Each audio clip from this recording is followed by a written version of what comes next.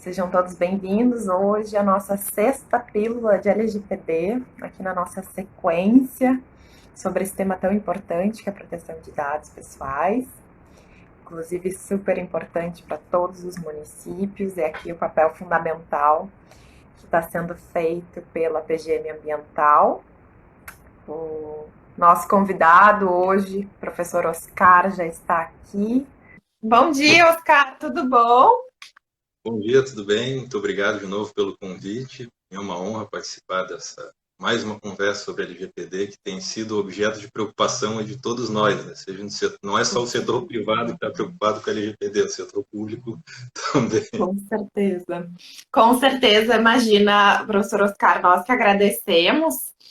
E hoje, né, o professor vem falar aqui de um tema bem importante, inclusive para os municípios que podem ser aí réus em ações de proteção de dados. E é com muita felicidade que a gente te recebe hoje aqui no canal da PGM Ambiental, que é um canal, né, que foi criado por uma procuradora muito visionária, que é a Sinara, que pensa em difundir o conhecimento para procuradores, né, do Brasil todo. E, inclusive, é interessante pensar, né, que os municípios, em geral, que são partes mais fracas, seja, né, pela sua própria constituição, orçamento, enfim, que legal, né, que estamos aqui nos preocupando e tentando, mesmo com todas as nossas dificuldades, nos adequar. Eu acho que isso é o mais importante, esse diálogo é sempre muito legal. Só te apresentar rapidinho aqui, professor Oscar, o Oscar, além, né, de ser professor em vários cursos, inclusive coordenando vários cursos de LGPD, super interessantes, em temas bem práticos e bem pontuais, né, para não ficar também só no âmbito teórico, que é o que a gente tem bastante, mas está precisando agora meter mão na massa e saber como aplicar a LGPD. Então, além dessa coordenação, o Oscar é doutor em Direito pela Universidade Federal do Rio Grande do Sul, escreve vários artigos também no tema, em outras temáticas também. Além disso, é juiz federal, o que nos dá uma propriedade enorme aqui para falar hoje sobre ações judiciais, né? Já que é algo corriqueiro das suas atividades. E agora mesclando, então, um pouco, né, da prática com essa novo ramo do direito aí tão importante e que é transversal, né? Não é só para uma realidade, enfim. É algo muito denso. Então, eu te passo a palavra, professor, e aí vamos conversando, mais ou menos como a gente já imagina, né, os temas, mas fica bem à vontade. E, mais uma vez, muito obrigada. De novo, agradeço. Eu acho que a LGPD está nos levando a duas preocupações, né? A primeira é a teórica, porque o Brasil não tinha uma cultura anterior de proteção de dados, a gente tinha normas muito esparsas, até na Constituição, se for falar em privacidade, direito à informação, liberdade de pensamento, Código de Defesa do Consumidor também nos bancos de dados, o Código Civil na proteção de direito à personalidade, depois a gente teve a Lei do Cadastro Positivo, até a Lei de Acesso à Informação, que eu sei que é uma lei que até hoje os municípios têm muita dificuldade de cumprimento. Mais Muito bom pontuar. mais recentemente o Marco Civil da Internet, até a gente tem muitas dúvidas, inclusive, da relação da lei com a LGPD, né? Se a lei vai continuar sendo cumprida totalmente, ou algo foi revogado, ou é incompatível com a LGPD, essas dúvidas também nós temos. Eu acho que a quantidade de assuntos que a gente pode ligar de LGPD o interesse dos municípios é muito ampla, então vamos tentar falar um pouco aqui sobre o que for possível relacionado com ações judiciais. E por essa falta de cultura, por ser uma lei recente, a gente tem um problema teórico que é ainda uma doutrina muito escassa, né? A gente não tem um passado para tratar de LGPD, e pessoalmente eu tenho visto que a gente tem seguido um caminho um pouco equivocado, eu até brinco com isso, de tentar focar só no GDPR da União Europeia e esquecendo do direito civil, do nosso direito civil. Sim. Eu acho que a gente precisa de mais direito civil e menos GDPR. É claro que de tribunais e de autoridades europeias vão servir como base, como influência nas nossas, no nosso comportamento, nas nossas decisões administrativas e judiciais, mas nós não podemos esquecer do Claro. direito civil É, principalmente. Eu quero destacar um simpósio que foi uma das coordenadoras no ano passado de portabilidade de dados, né? Foi da ESA do Rio Grande do Sim, Sul. O que me chamou muito a atenção foram, no primeiro dia, 2 professores portugueses, e o professor português que falou, ele começou a falar de direito da personalidade e tinha um conhecimento profundo do nosso direito civil. Ele falou em Teixeira de Freitas, coisas que, se for falar hoje sim, na faculdade de Direito, os alunos não têm nem ideia de quem é o Teixeira de Freitas, que fez um esboço do Código Civil lá na metade do século XIX, que tinha 5.000 artigos, né?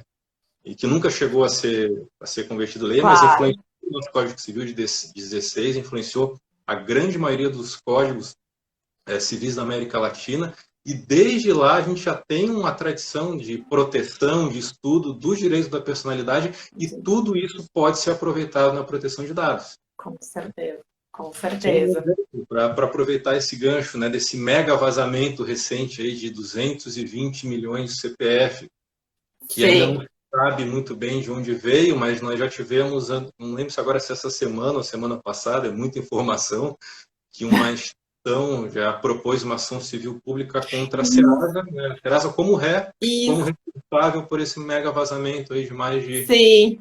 20 milhões de É, CPF e outros, né? Oscar, eu até ia falar isso contigo, não tive tempo, eu vi hoje, porque eu não sei se tu chegou a ver a peça, eu vi hoje só. Eles entraram também contra a União, e aí botaram entre parênteses a NPD, para que a NPD faça a investigação, a obrigação de fazer, de investigar o vazamento. Eu acho que é a primeira ação contra a União, né? A E NPD. como a NPD não tem personalidade jurídica Sim, própria, sempre contra a União, né? Menos em mandado de segurança, seja contra o diretor-presidente como autoridade coatora, a União sempre vai claro. ter que envolver nesse processo e aí vem para a Justiça Federal. Mas aí o que me Sim, chamou a atenção nessa ação do mega vazamento também é que nós não temos 220 milhões de pessoas vivas no Brasil hoje, é um pouco acima de sim. 200 milhões. E isso envolve, ou seja, ali também há dados pessoais de pessoas já falecidas. E eu tenho visto muito a doutrina defender que o LGPD não protege dados pessoais de pessoas falecidas considerando o GDPR, que não tem vinculação nenhuma na nossa legislação, e só pensando no artigo 6º do Código Civil, que prevê que a personalidade cessa, né, com óbito, Sim, só que como esquece os capítulos dos direitos da personalidade do artigo 11 até o 21, e o artigo 12 deixa claro, se não me engano, no parágrafo único, que a pessoa falecida tem direito à proteção da sua personalidade, inclusive lista sim. quem são legitimados para a proteção dos direitos da personalidade da pessoa falecida. Então, a LGPD Verdade. tem tudo a ver com o direito civil, e tem tudo a ver com todos os ramos do direito civil em sentido amplo, ou seja, tudo que for não Sim, criminal, a gente vai aplicar a LGPD porque ela é uma lei de proteção de dados, né? Ela não é uma lei de sim, proteção dos direitos dos titulares dos dados, apesar de proteger também os claro. titulares, a principal preocupação é com o objeto. Então, qualquer relação jurídica que envolva o nome de uma pessoa natural incide a LGPD. Então, tudo que nós estamos fazendo desde 18 de setembro do ano passado em diante, de alguma forma, nós precisamos levar em conta a LGPD. Com certeza. Muito, muito bem pontuado. E eu concordo, professor, porque eu vejo até que essa questão de importar o regulamento às vezes está gerando uma confusão, porque a nossa lei, querendo ou não, ficou diferente. Tem vários pontos que estão diferentes. E às vezes as pessoas estão defendendo coisas que, assim, a nossa lei está diferente do que foi disposto lá. Então, eu até paro de ler, às vezes, o regulamento, porque começa a gerar confusão.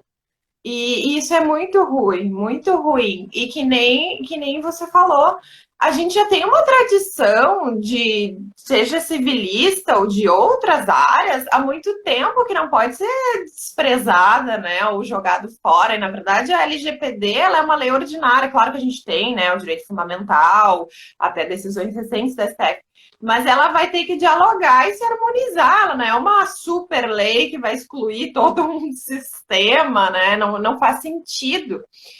Até porque as outras leis, como a própria lei, também é um direito fundamental, né? O direito à informação também é um direito fundamental. Então, são pesos muito consideráveis que um não vai anular o outro, né? Então, muito, muito pertinente esse teu início e essa ponderação.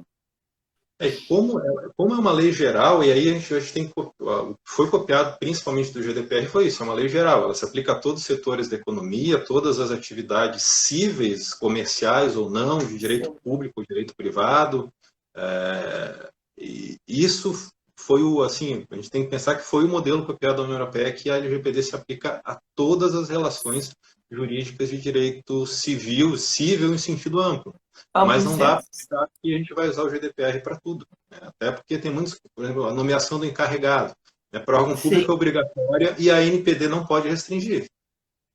Aí já estão querendo criar a ideia já que na União Europeia não é assim, que o judiciário não precisa ter, ou porque a NPD pode dispensar. Mas se a NPD pode dispensar e a lei prevê que é obrigatório, significa que até a NPD dispensar, todos precisam ter. Ela é obrigatório, salvo, né, quando vier a regulamentação, exatamente. Para esperar, para achar, não vou esperar o que a NPD vai dizer e até lá eu não faço nada. Não. A lei já está em vigor, né? E outra questão, né, e até aproveitando, né, pela sua profissão, que a NPD, tudo bem, mas a LGPD não é a NPD. Isso que eu acho um equívoco achar e colocar na NPD a maior autoridade do mundo do Brasil. Porque, na verdade, é uma lei, primeiro, qualquer um pode exercer, pode chegar no judiciário, bater na porta do judiciário e pedir. É que nem tu dizer que direito do consumidor é PROCON, é a Senacom, e não é. Na verdade, eu acho que sequer as pessoas se lembram da Senacom quando se fala em direito do consumidor. Tu lembra do JEC, que tu vai ali pedir teu direito, muito mais que uma autoridade administrativa. Infelizmente, né, deveria ser por outros mecanismos, e o direito do consumidor deveria funcionar ex ante, né?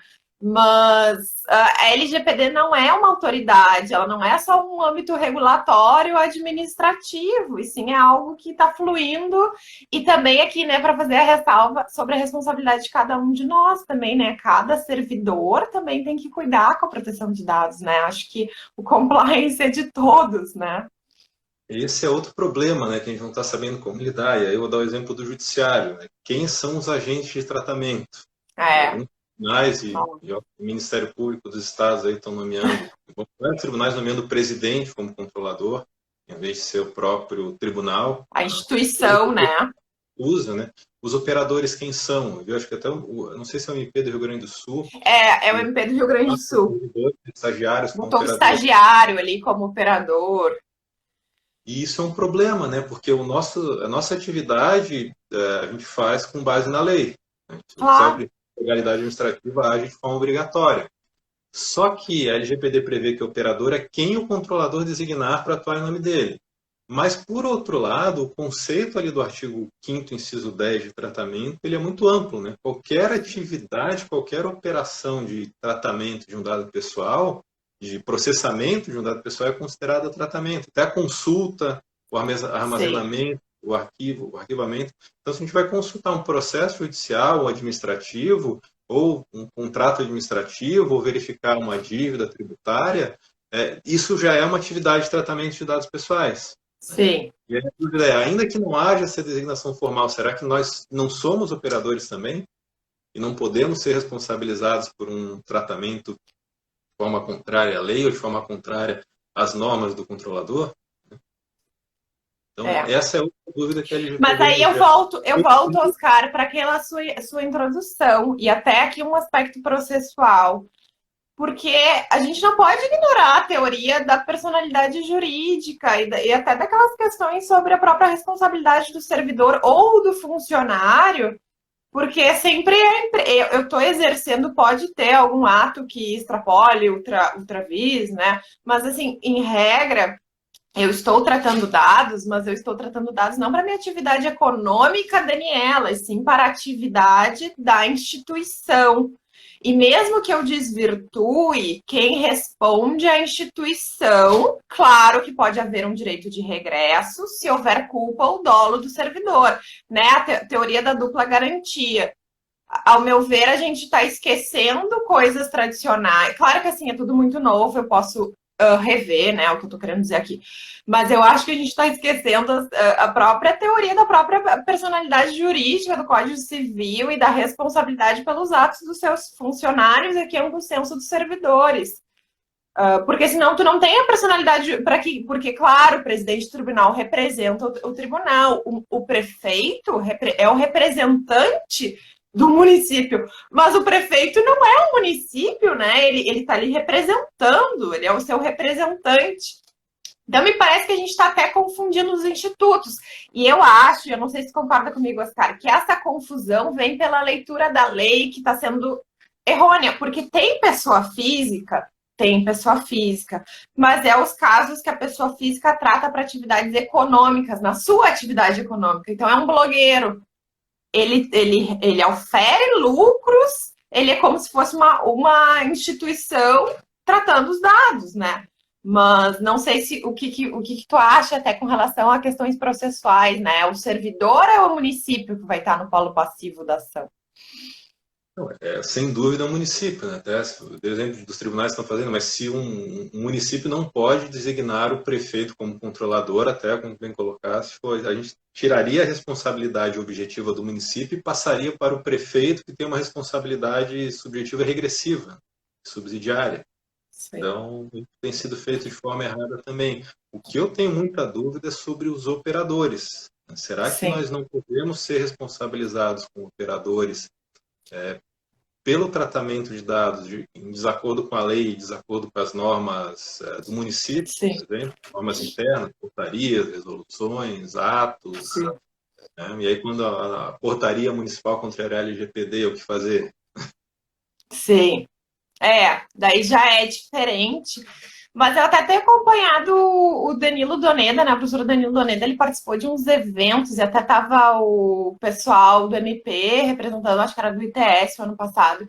E ele falou que a ideia do operador, pelo menos, né, ele participando como projeto de lei, era o seguinte, que hoje a gente tem muitos serviços de informática que são terceirizados, então que a empresa não vai fazer dentro da sua atividade um serviço de nuvem, de processamento, de software, isso é tudo contratado. E se essa contratação tivesse a mesma responsabilidade de um controlador, talvez esses serviços não seriam ofertados no mercado. Porque aí tu seria um controlador, tu está prestando um serviço de nuvem e tu vai responder como um controlador, sendo que não é tu que está decidindo como o dado vai ser usado. Tanto é que o operador tem que fazer relatórios, tem que fazer medidas de segurança. Então, como é que um estagiário ele ali que está fazendo ali, botando os processos no SEI, ele vai ter que fazer relatórios, vai ter que, eu adoto tais políticas de segurança. Não, ele vai adotar o que o controlador, né, fez.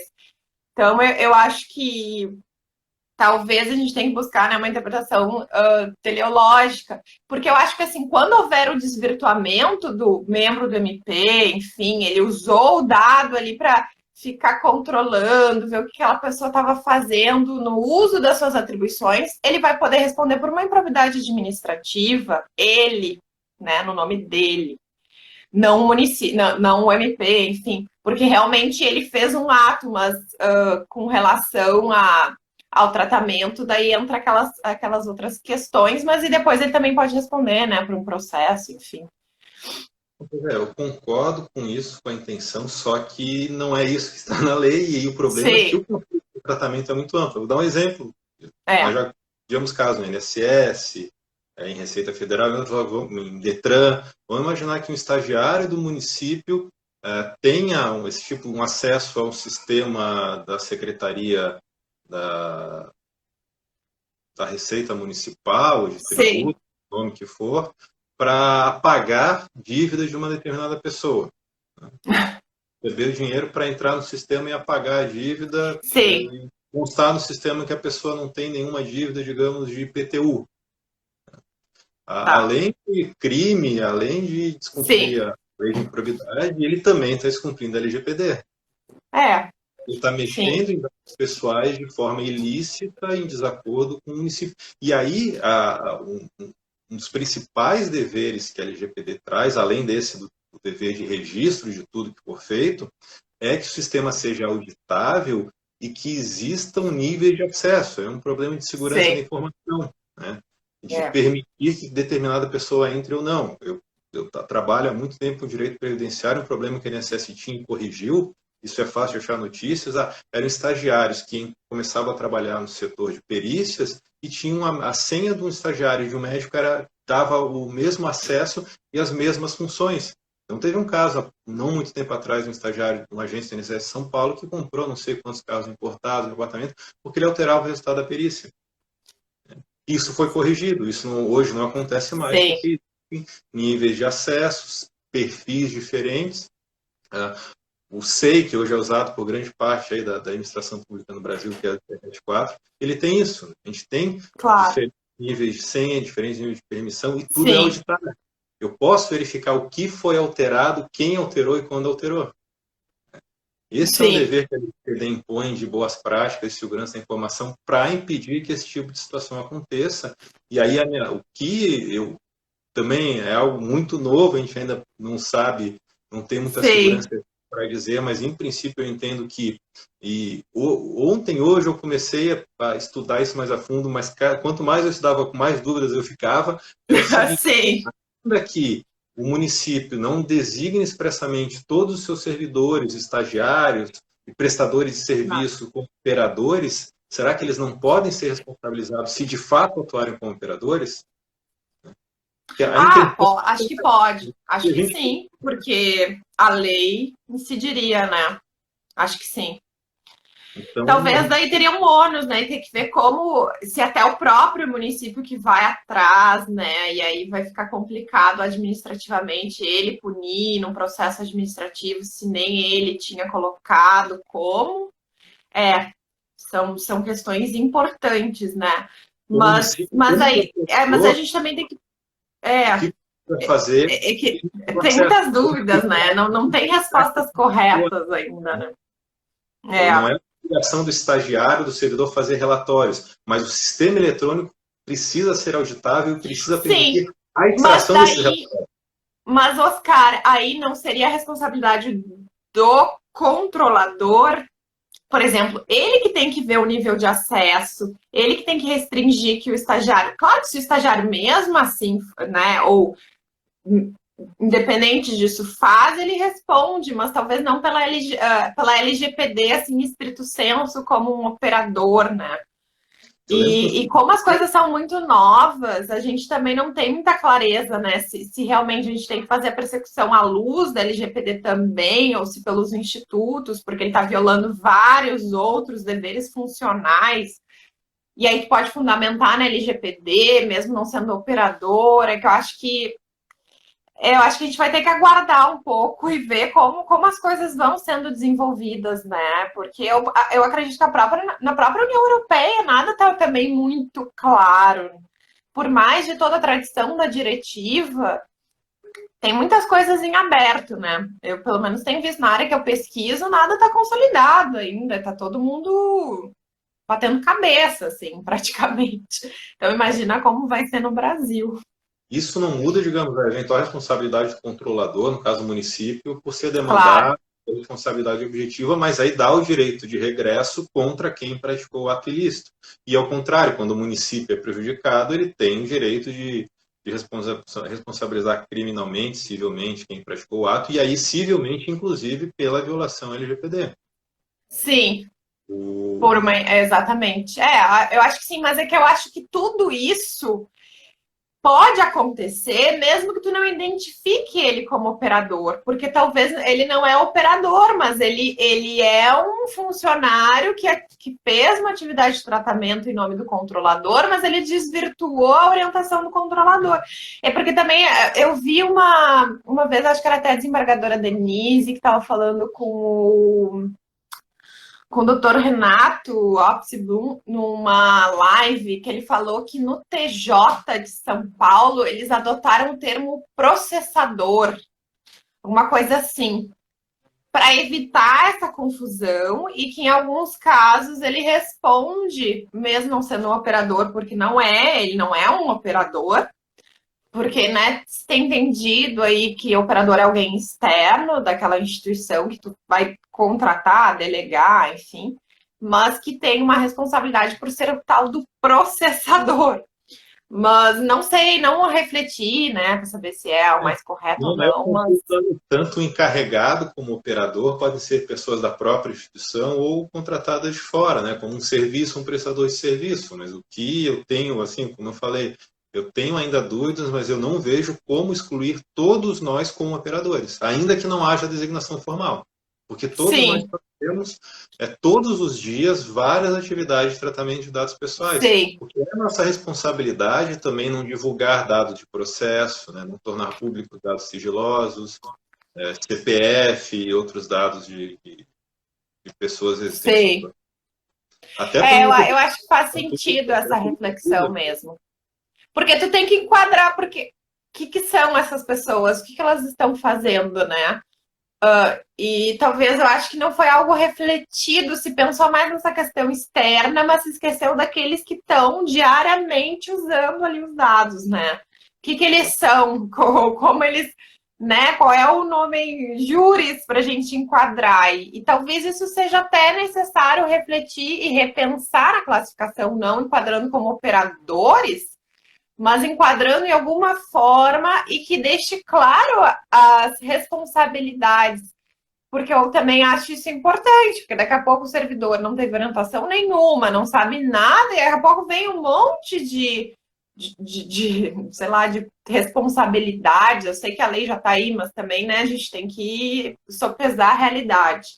Mas para Então, isso vem talvez duas saídas. Ou a gente muda a LGPD, ou vem um precedente do STJ em reprodução jurisprudência, ou da própria NPD, talvez, né? definindo quem é e quem não é controlador. Porque pela lei, no serviço público, todos nós somos. Aí Todos dentro do somos. município, qualquer pessoa, o plano de saúde que entrega a despesa para o município todos os meses, aí quem usou e quanto gastou, também é operador. Quem recebe dentro do município, no setor de pessoal, e confere, repassa para a Folha para fazer desconto, é operador. Quem na Folha faz o desconto de despesa de saúde é operador. Todos nós fazemos atividades de tratamento de dados pessoais todos os dias. Um fato que eu brinco assim foi na primeira reunião quando eu estava no TRF, na Comissão de Segurança da Informação, que a gente tratou já para estudar e começar a se adequar à LGPD, eu falei, ó, a gente tem que começar a preocupação na portaria.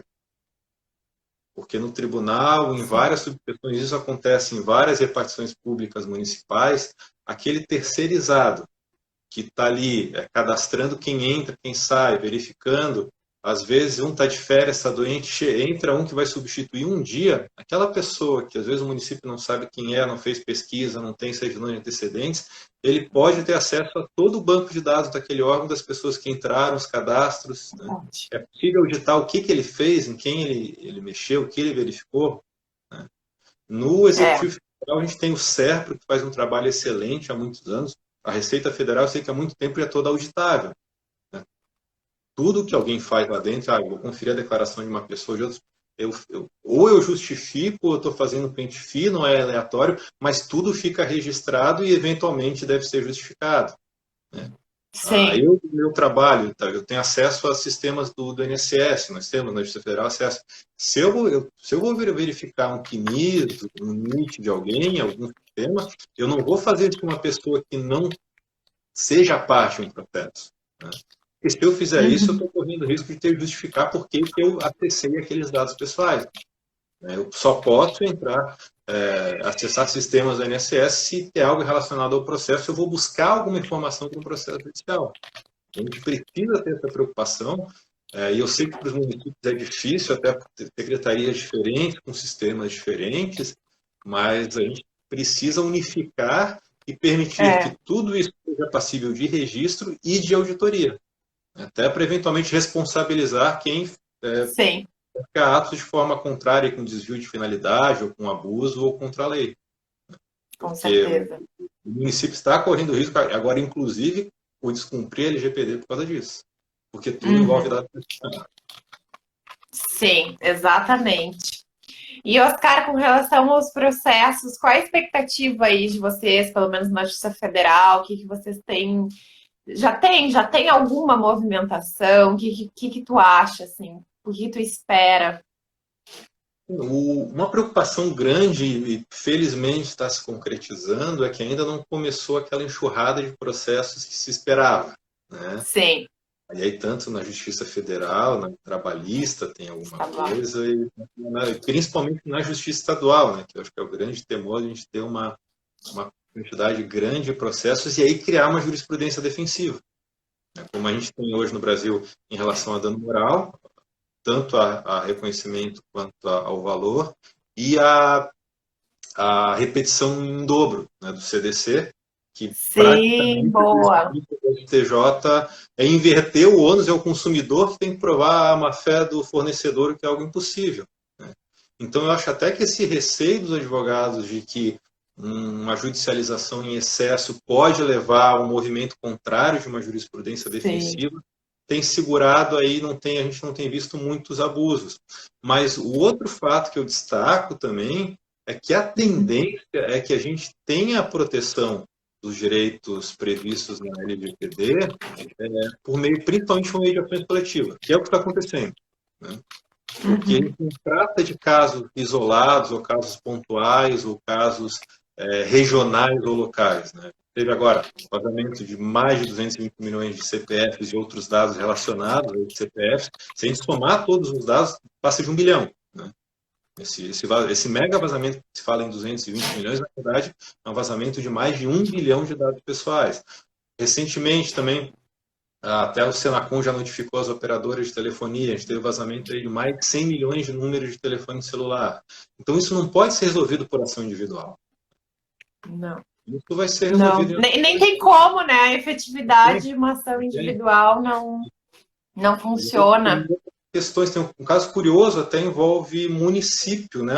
Acho que na primeira semana ali da LGPD em vigor, um estudante do Recife entrou com uma ação, agora eu não lembro se ele entrou só contra a empresa privada ou contra o município também. Eu me lembro de uma história dessas. Eu agora não me recordo direito, mas eu me lembro. Foi o primeiro caso, eu acho.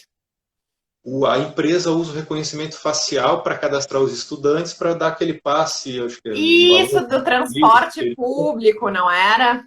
E aí isso, ele pediu isso. Porque ele quer ter direito ao passe de estudante, mas ele não quer fazer o cadastramento facial porque ele entende que a empresa não segue as boas práticas de segurança mínima exigidas pela LGPD. E aí um problema, eu escrevi esses dias sobre o cadastramento biométrico em academias, né, que agora também virou moda e tal. O problema do cadastro biométrico é o seguinte: se hoje a gente perde uma senha alfanumérica, se alguém entra clona no WhatsApp, no telefone celular, isso a gente consegue recuperar e trocar a senha. Eu consigo recuperar o número de celular de WhatsApp trocando a senha. Se vaza o meu cadastro biométrico, a minha digital ou o meu rosto, isso não tem como ser trocado. Não dá para trocar. Sim. Então, se a academia não armazena de forma adequada a minha digital e repassa ou vende, e outras pessoas usarem para criar cadastros nossos com a nossa digital, isso não pode ser trocado. Bloqueia o sistema e também não... Exatamente. Não pode ser trocado. Então, a gente precisa ter um cuidado muito grande. E sem pensar, né, Oscar, na todo o cuidado. Quer dizer, tu está coletando um dado biométrico, é um dado sensível. Né? Vai ter que cuidar ainda mais, né? Então, realmente tem que ser repensado.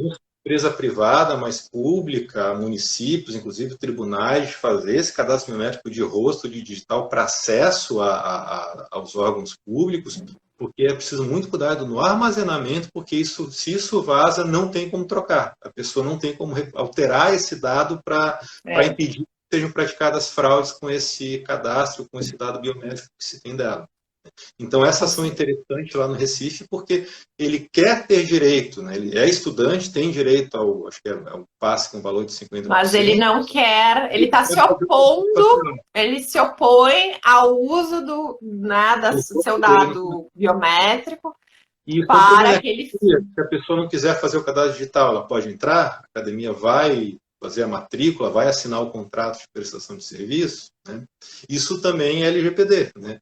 O município, se começar a fazer também cadastramento a catraca com a digital, os servidores entrarem, ou pessoas entrarem, quem se recusar pode entrar de outra forma, é obrigado a fazer esse cadastro.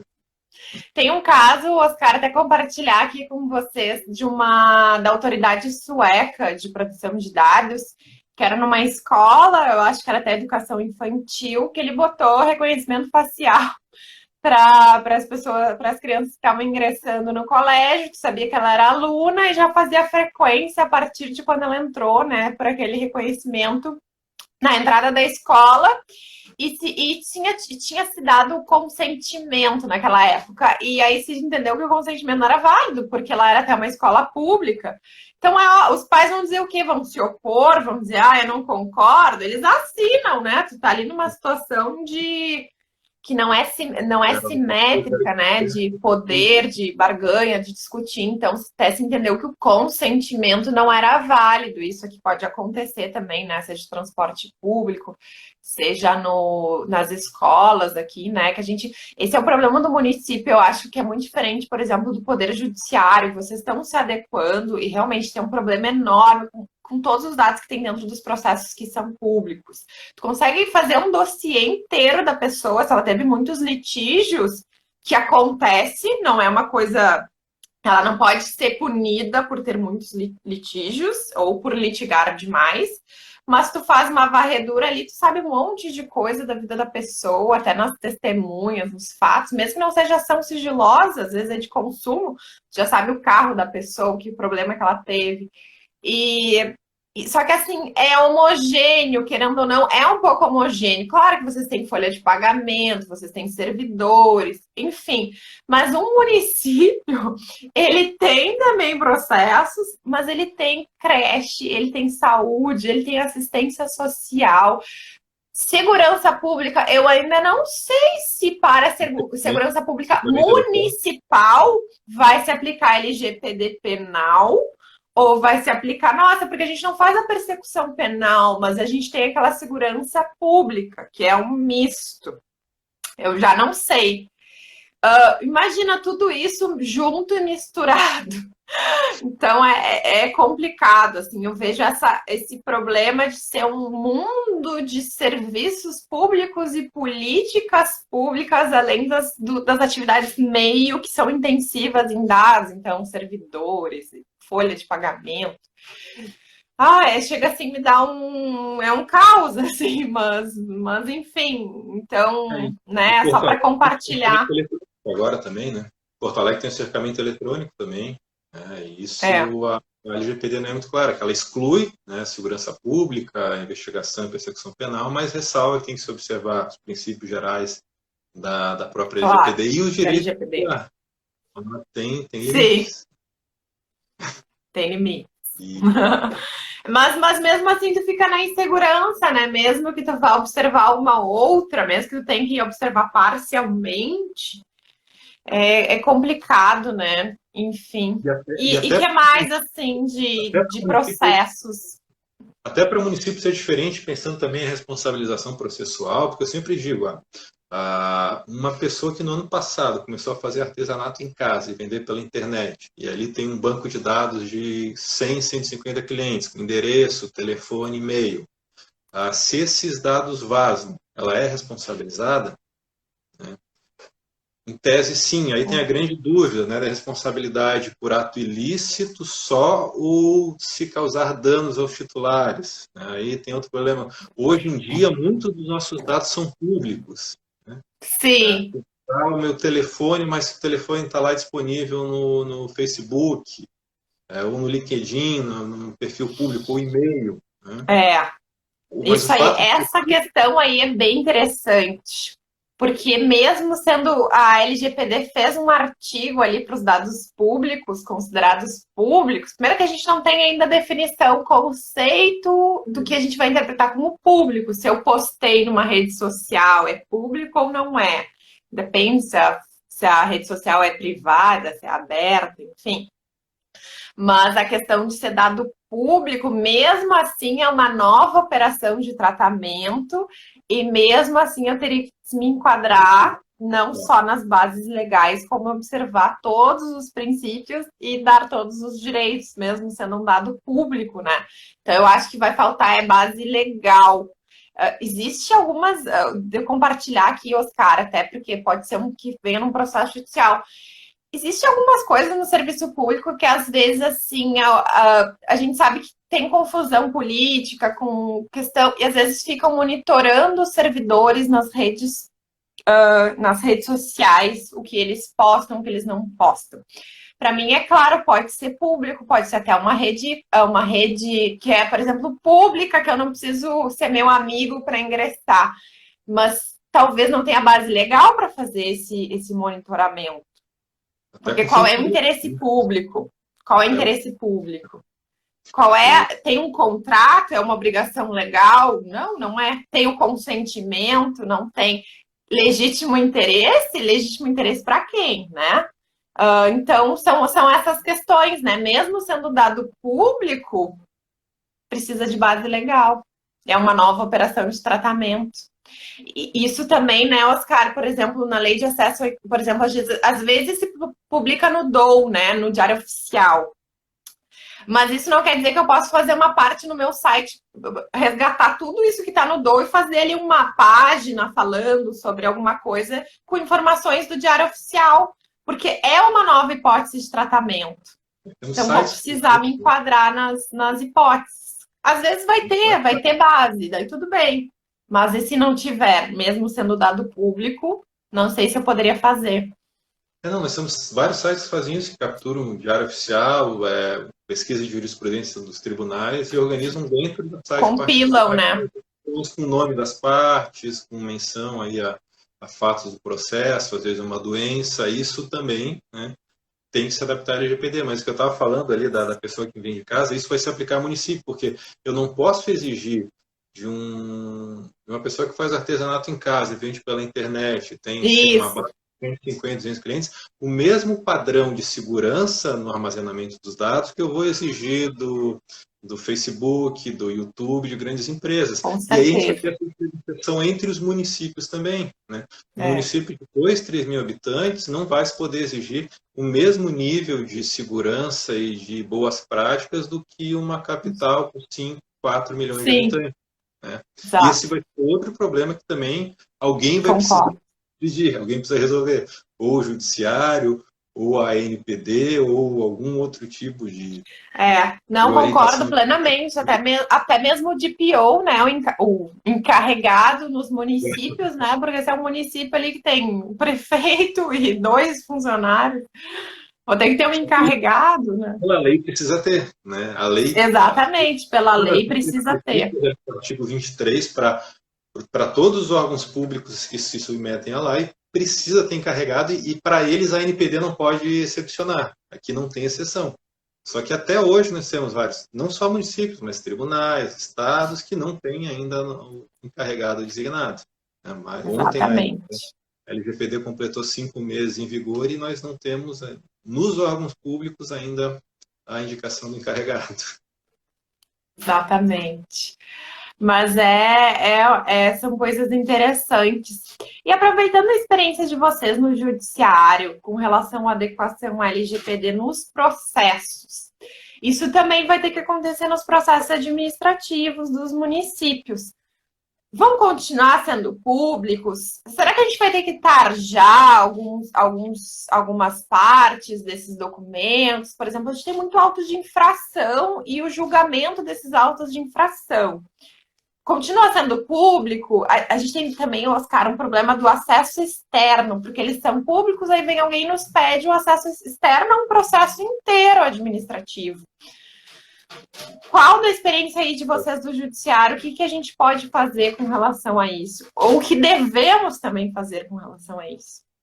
Eu já passei por várias fases aí sobre isso. Primeiro eu comecei na fase de negação, de dizer, a LGPD não se aplica de jeito nenhum. Aplica lá e toca a ficha. Da publicidade, que é constitucional, está lá no artigo 93, inciso 9, não dá para restringir nada. Só que depois eu comecei a verificar e passar o seguinte caminho, acho que a gente pode usar também para processo administrativo. A publicidade, que a Constituição prevê lá nos incisos 9, 10 ou 93, tanto para processo judicial e administrativo, ela é endoprocessual. Ou seja, eu tenho que garantir a publicidade ampla e restrita para todas as pessoas que participam do processo. Nós não temos o dever de dar publicidade para aqueles que estão de fora, porque aí nós temos as hipóteses de sigilo, que são questões de interesse público, interesse social ou proteção da intimidade. Isso. Nesses casos de sigilo, a gente pode limitar a publicidade extraprocessual. E aí, o que eu passei a defender? Que a LGPD teria criado uma terceira hipótese de segredo de justiça ou de sigilo em processo judicial administrativo. Em primeiro lugar, a gente tem o sigilo total, que é quando, por interesse público, ou social, ou defesa da intimidade, todo o processo judicial administrativo tramita em segredo de justiça e só partes, administrador, juiz, Ministério Público, quem atua nele pode ter acesso. Né? Segundo, nós temos o sigilo parcial, que às vezes é um documento, é um ato que é protegido pelo sigilo, às vezes numa licitação vai se juntar declarações de renda da pessoa jurídica ou dos sócios, e aí se deixa aqueles documentos se juntam no processo como sigiloso. Hoje a gente praticamente só usa processo eletrônico para isso, né? Não precisa mais guardar envelope e grampear. E com o LGPD a gente teria uma terceira espécie de sigilo, que seria um sigilo parcial dentro do ato público. O que eu decidi é o seguinte: o processo é público, a decisão é pública, mas nós não podemos divulgar nome de parte, CPF. Federal, muito processo previdenciário, processo de medicamentos, aí qual é a doença que a pessoa tem, qual é o medicamento que ela está pedindo, porque ela pode ser prejudicada, inclusive. Por isso, a gente tem casos aqui na região de uma pessoa que era testemunha, que foi falar de uma questão pessoal e trabalhava na área da saúde, e depois ela não conseguiu voltar ao mercado de trabalho, porque se pesquisava o nome dela no Google, se achava essa decisão no tribunal que mencionava que ela tinha uma determinada doença e aí ninguém queria contratar. Né? Só que o que o CNJ fez? Nada, né, em relação a isso. A resolução 363 ela é mais uma recomendação para os tribunais, dar liberdade para os tribunais regularem o que pode ser feito, mas não menciona nada em relação à limitação de publicidade e aplicação da LGPD para proteção de dados dentro de processos judiciais ou administrativos. No princípio, até achei que isso fosse uma omissão, que isso seria feito depois. Mas agora, na semana passada, com o final do julgamento ali do direito ao esquecimento, que no LGPD é Marco Civil da Internet, eu passei a acreditar, a entender que isso foi proposital, que o interesse do CNJ e STF é justamente o de não limitar a publicidade processual com base na LGPD. Eu continuo defendendo que sim, que a gente tem que limitar, mas como o CNJ não proibiu, né, deu liberdade para os tribunais, no princípio eu acredito que nada vai mudar. E aí a gente tem que observar a resolução mais de 2010, agora eu não lembro o número, do CNJ que regula consulta processual, divulgação de jurisprudência, e só faz essa limitação para a Justiça do Trabalho. Na Justiça do Trabalho a gente não tem a possibilidade de pesquisa pelo nome da parte. Eu digo que ninguém tem o direito de visibilizar a vida alheia, né, de saber que processo ela tem contra quem ou contra quem quem é mandada, né? Eu entendo que ele protege esse direito e a gente deveria ter essa limitação na Justiça Federal, estadual, militar, em processo administrativo, isso não foi feito. Em município a gente tem, né, e aí é outro problema que é o da autenticação, nós temos um certo tipo de limitação. Eu até, para relembrar, fiz essa pesquisa ontem no site do município de Porto Alegre, digamos, para eu procurar uma certidão negativa, eu preciso do CPF, que é algo não muito simples de achar, de ter da pessoa. Né? Sim, hoje já é mais restrito, né? Comprar, mas é mais restrito. Né? Para eu saber se eu tenho alguma dívida imobiliária, eu preciso do CPF e da inscrição do imóvel no cadastro do município. Então também é mais restrito, não é tão fácil assim chegar aquelas informações. Não, e claro que se isso for necessário para, por exemplo, vou comprar o imóvel dessa pessoa, eu quero saber as ações, você pode pedir isso para ela, né? E ela te franquear isso. Então, não há justificativa para manter isso aberto, né?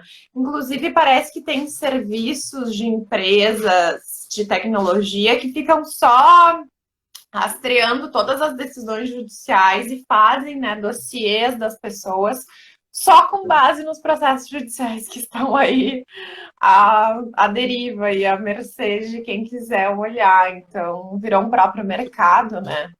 Eu brinquei até no final do ano passado que eu participei de um evento da Enamatra, né, da Justiça do Trabalho, e assim, a gente não pode pesquisar pelo nome da parte, mas eu fiz uma pesquisa com Sim, o tema de, acho que De foi, outra forma, eu fiz uma pesquisa no TST, eu joguei lá duas palavras, apareceram várias lições, eu peguei o número do processo, era do TRT da Bahia, joguei o número do processo do TRT da Bahia, apareceu o nome das partes.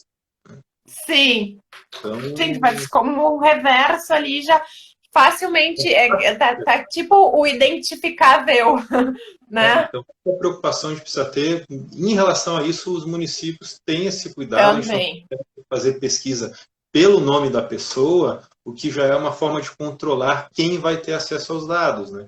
Porque se Sim, eu com permitir certeza. fornecer dados de terceiro para quem não for o titular, em tese também quem faz isso, isso é um incidente com dado pessoal e quem permite isso sem um controle adequado está sujeito à responsabilização. Então, digamos, um município que Exato. permite uma consulta, uma busca por certidão negativa pelo nome da pessoa, né, ele está correndo o risco, em tese, não estou dizendo que vai ser condenado, mas em tese, Claro. a partir Não, da mas entrada pelo da menos ser LGPD, advertido, né? Ou, de enfim, dados. ser compilado a modificar, porque isso pode gerar prejuízos para as pessoas e violar a LGPD, que é uma lei que já está em vigor e precisa ser observada. E essa é a política da NPD, e eu acredito que o ideal seria o judiciário seguir essa linha de atuação da NPD para não ter conflito, de nos primeiros Claro. anos atuar de uma forma mais educativa do que punitiva, Sim, de fazer com concordo. que a preocupação maior com a correção do problema do que com a punição por um ato Claro. contra a lei, até porque ainda não está muito claro, né, o que é lícito e o que não é, e a Sim. própria LGPD deixa muitas margens, deixa muitos pontos em abertos para Exatamente. Claro que cada caso é um caso, né? E esses casos estão abertos agora, por exemplo, o Facebook dizendo que tem legítimo interesse para pegar os dados do WhatsApp e comercializar no Facebook, e não, para mim não tem ação educativa, né? Eu acho que cada caso é um caso. Mas realmente, para municípios, poder público que tem um capítulo próprio, que observa princípios diferentes, que integra, que em tese não comercializa, né? Tirando empresas públicas, mas aí elas seguem a lógica do privado. São raros os casos que vai ser um regime de monopólio e aí vai se aplicar a LGPD poder público. Mas, em regra, a situação é diferente, os dados são usados para fins diferentes. Claro que se está fazendo, né, uma perseguição, atos antidemocráticos dentro do poder público, evidentemente que é um caso diferente. Mas, em regra, as nossas atividades com dados são diferentes das atividades comerciais estrito senso, né? E eu acho que isso tem que ser só pesado, até porque a gente já se rege pelo princípio da legalidade, né? Então não é tão diferente do que acontecia com as empresas privadas.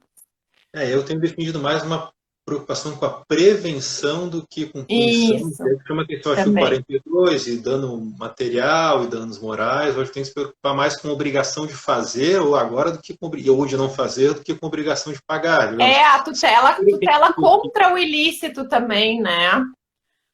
Contra o dano, quer dizer, independente do dano antes, né? Isso o novo CPC ele vem também nessa lógica muito, né? E o artigo 42 é amplo, ele permite essa interpretação, de que a gente não precisa só agir para reprimir ou para evitar o dano, mas para prevenir a prática do ato ilícito. Então, nesse caso do Facebook, eu acho que não seria a situação de aplicar multa ou de punir, mas de proibir que haja o Exato. compartilhamento. Se se entender Proibir. que é contrário ao LGPD, proibir que haja o compartilhamento de dados do WhatsApp no Facebook, e se o compartilhamento for feito, determinar que o Facebook elimine todos esses dados que recebeu do WhatsApp. Que ele compartilhou. Perfeito. Nossa, acho que falou muito bem, muito bem. Eu acho que essa é a lógica. E com relação a dados, né? Tu não tem como reparar, assim, depois que aquele dado já está no mercado, sabe-se lá quem armazenou, quem compartilhou, quem fez download. Tu não consegue rastrear e fazer daqui a pouco, daqui a 10 anos, tu tá num plano de saúde que aumenta drasticamente, talvez esteja utilizando aquele teu dado que foi vazado, sabe-se lá da onde, né? Então, realmente, eu acho que isso é bem, bem importante. Eu acho que falou muito bem. E eu acho que os juízes também podem, pelo poder geral de cautela, né, do juiz, também observar isso, né? Porque a gente tem que ter em mente que eu acho que muitas coisas vão ir para o judiciário e que eles também se atentem a isso, talvez, né, fazer uma boa obrigação de fazer ali de um jeito bem emendado, que gere efetividade e que seja bem condizente, né, com o nível de proteção que a gente precisa ter, né, porque do jeito que as coisas estão, a gente corre muitos riscos, né, eu digo até o Brasil como nação, né, com os dados expostos, nossos dados aí circulando no mundo todo, por empresas que são grandes empresas e que a gente tem prejuízos até econômicos às vezes, né, por causa dessas situações. As notícias aí de 200 milhões de CPF, 100 milhões de telefones celulares são prejudiciais não só para as empresas, mas para o país, né? Viu que os dados têm sido muito comparados com o petróleo, né? Da mesmo jeito que o petróleo, quando vaza, ele não volta para o lugar, os dados também. Não tem como fazer que eles voltem para onde estavam. Eles se espalham. Exatamente. Eu acho que a gente pode pegar muitos aprendizados, até que esse canal, inicialmente, ele era voltado mais para o ambiental, mas até no próprio, né? O LGPD é direito é meio. Para fazer qualquer política, tu vai usar LGPD, tu precisa observar LGPD. Mas muitas coisas que a gente vai usar na LGPD são aprendizados do direito ambiental, então o princípio da precaução, né? Nossa, isso pode ser tão importante para a proteção de dados, né? A gente se utilizar a tutela coletiva, ambiental, que nem tu falou agora, vazamento, é igual vazamento de petróleo. Às vezes tu não consegue reparar. Por mais que tu aplique ali uma satisfação, uma indenização, tu não vai reparar aquele dano. Às vezes tu não consegue reparar. Então, acho que é bem pertinente. E aí eu acho que a gente precisa também da criatividade, né? O CPC está quase 5 anos em vigor e o 139, inciso 4, que dá para o juiz um poder geral de efetivação das decisões, ele tem sido mal utilizado de forma pouco criativa. Pouco criativa. Bloqueio de CNH e bloqueio de passaporte, não existe mais nada. Eu acho que a prevenção na proteção de dados vai precisar, pelas partes, advogados, de muita criatividade, até com o auxílio do pessoal de TI, de segurança da informação, para indicar quais são as medidas mais adequadas para prevenir acidente com dados, se os dados vazaram, para se tomar as medidas de contorno mais eficientes para que se minimizem os danos e se cesse, porque um vazamento ele se renova todo dia, né? Enquanto não parar, tudo continua acontecendo. Oscar, infelizmente nosso tempo se encerrou, até eu estava olhando aqui, teve algumas perguntas aqui, solicitação de acesso por advogados, de processos, mas infelizmente a gente não vai conseguir responder tudo, mas pessoal, a gente fica à disposição, né, nos contatem, o Oscar publica vários temas no LinkedIn, aí no Instagram, também eu fico à disposição e a gente vai com certeza fazer outros eventos, outras oportunidades. Como eu falei, o Oscar coordena vários cursos na Júris e em outras instituições super tradicionais e que demonstra, né, a necessidade da gente dialogar e tá sempre aí batalhando para a gente evoluir como sociedade, como judiciário, como poder público. Então, eu agradeço mais uma vez pela presença, disponibilidade e para compartilhar conosco essa sua trajetória, sua experiência e seus conhecimentos. Muito obrigada. Eu que agradeço, estamos à disposição para quem quiser mandar perguntas pelo Instagram, pelo LinkedIn, pelo meu site, pode entrar em contato e nós temos muitos livros. A professora Daniela também tem um livro muito bom, é a grande referência sobre portabilidade de dados no Brasil e é um tema que vai dar muito trabalho daqui para frente também, inclusive portabilidade de redes sociais. Né?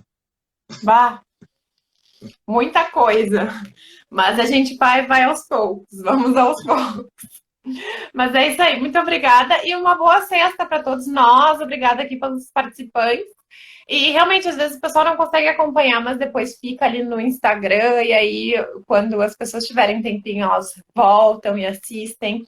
Isso que é o bom também dessas lives. Então tá, até mais e um bom dia. Obrigado, bom dia a todos. Tchau. Tchau, tchau.